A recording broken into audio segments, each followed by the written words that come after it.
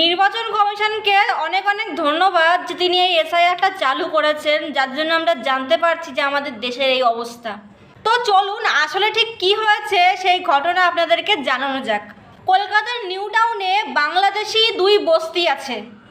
কলকাতার নিউ টাউনে বাংলাদেশি দুই বস্তি আছে, মানে দুই বস্তি কিন্তু একই জায়গায়। এক বস্তির নাম হচ্ছে মাসুদ আর এক বস্তির নাম হচ্ছে মিঠু।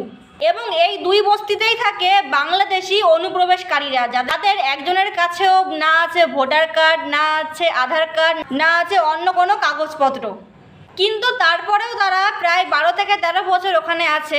এবং এই কথা ওই বস্তিতে থাকা বাংলাদেশের অনুপ্রবেশকারীরাই কিন্তু বলেছে নিজের মুখে। এবং সবথেকে অবাক করা বিষয় সেটা হচ্ছে যে তাদের ছেলে মেয়েদের কিন্তু তারা ওখানকার স্কুলে পড়িয়েছেও, অথচ তাদের কাছে কিন্তু কোনো রকম কাগজপত্র কোনো কিচ্ছু নেই, না আছে তাদের ছেলে মেয়ের আর না আছে তাদের।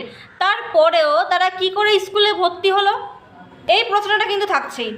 এবং তারপরের কথা হচ্ছে যে নিউ টাউনের পাশেই, মানে নিউ টাউন থেকে হয়তো কিছুক্ষণের পথ, একদম সাইডেই এই বস্তি।